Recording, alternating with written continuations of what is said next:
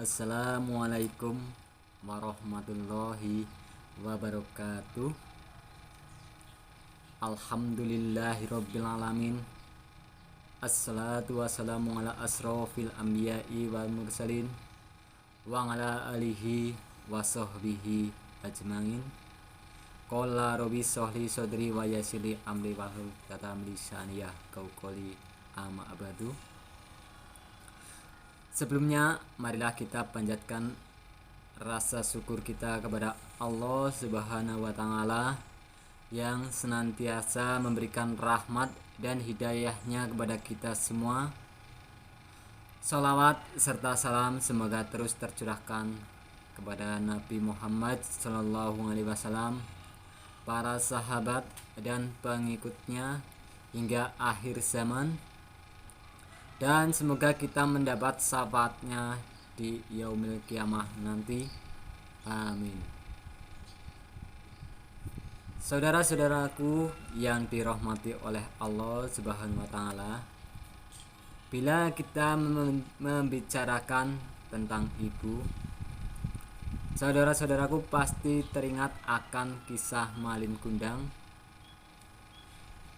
Di dalam kisah tersebut yang menceritakan seorang anak yang dikutuk menjadi batu oleh ibunya.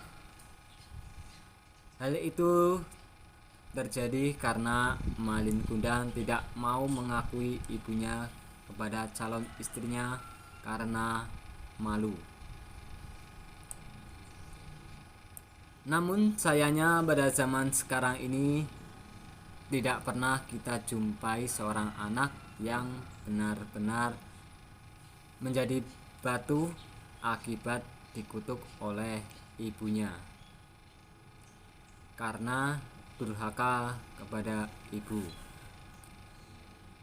Sekarang ini seringkali kita jumpai seorang anak yang sudah masuk dalam kategori durhaka karena mereka sering berkata kasar, membentak, berbohong, memerintah ibu, dan bahkan ada yang sampai tega berperilaku kasar kepada orang tua. Padahal ibu kita sangat berat saat mengandung kita, saat melahirkan kita, berjuang antara hidup dan mati, menyusui dan merawat kita saat kita masih lemah. Berkaitan dengan hal ini, Allah Subhanahu wa Ta'ala telah berfirman di dalam Al-Quran surat Luqman ayat 14 yang berbunyi, wa wasainal insana biwalidayhi hamathu umuhu wahnan ngala wahnin wa fisalluhu fi ngamaini anis kurli wali walidayk ilayyal ma'sir, yang artinya, dan kami perintahkan kepada manusia agar berbuat baik kepada kedua orang tua. Ibunya telah mengandungnya dalam keadaan lemah yang bertambah-tambah dan menyapihnya dalam usia 2 tahun. Bersyukurlah kepadaku dan kepada kedua orang tuamu, hanya kepada aku kembalimu.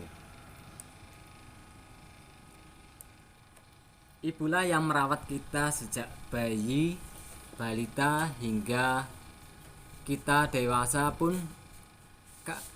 Kasih sayangnya tidak akan hilang.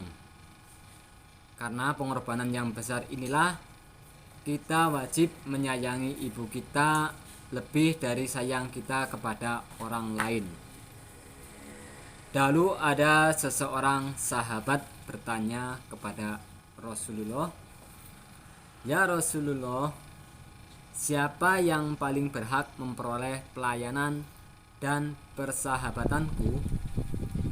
Nabi Shallallahu Alaihi Wasallam menjawab, ibumu, ibumu, ibumu, kemudian ayahmu, dan kemudian yang lebih dekat kepadamu dan yang lebih dekat kepadamu. Di antara keajaiban syariat Islam itu adalah bahwa Islam itu memerintahkan kita untuk berbuat baik kepada ibu meskipun ia musyrik, sebagaimana yang ditanyakan oleh Asma binti Abu Bakar kepada Nabi Shallallahu Alaihi Wasallam tentang hubungannya dengan ibunya yang musyrik. Maka Rasulullah Shallallahu Alaihi Wasallam bersabda, ya tetaplah kamu menyambung silaturahmi dengan ibumu. Hadis Rasul muttafaqun alaih. Di antara perhatian Islam terhadap seorang ibu dan haknya serta perasaannya bahwa Islam telah menjadikan ibu yang dicerai itu lebih berhak untuk merawat anaknya dan lebih baik daripada seorang ayah. Keberadaan ibu yang telah diperhatikan oleh Islam dengan penuh perhatian ini dan yang telah diberikan untuknya hak-hak, maka dia juga mempunyai kewajiban, yakni mendidik anak-anaknya dengan menanamkan kemuliaan, yakni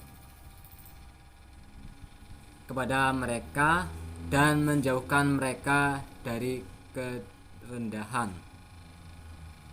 Membiasakan mereka untuk selalu taat kepada Allah dan mendorong mereka untuk mendukung kebenaran dan tidak menghalangi mereka untuk turut berjihad karena mengikuti perasaan keibuan dalam hatinya.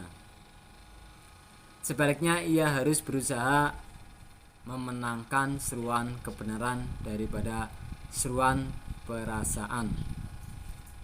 Karena itu ada beberapa kewajiban kita sebagai anak kepada orang tua.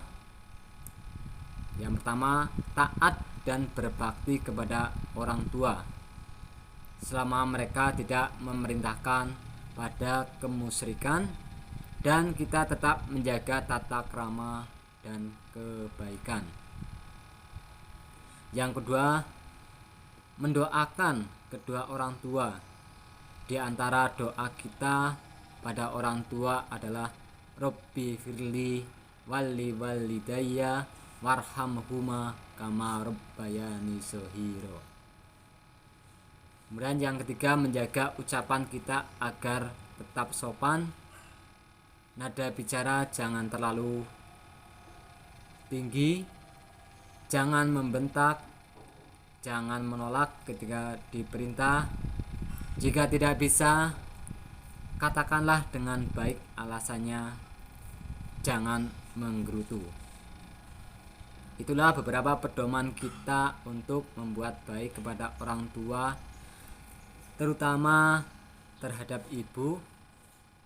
Mudah-mudahan kita, ibu-ibu kita, bapak-bapak kita, saudara-saudara kita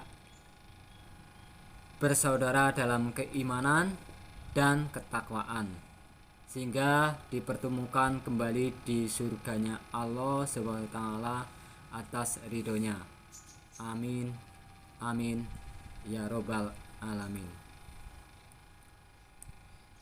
Jadi kita sebagai anak harus berbakti kepada kedua orang tua, terutama pada ibu, karena ibu yang telah mengandung, melahirkan, menyusui, mengasuh, dan merawat, lalu membesarkan kita sampai saat ini. Ibu bawel, cerewet, bukan karena jahat, akan tetapi sangat menyayangi kita dan ia takut jika kita terluka. Demikian Saya akhiri, kurang lebihnya mohon maaf. Akhirnya billahi taufiq wal hidayah. Wassalamualaikum warahmatullahi wabarakatuh.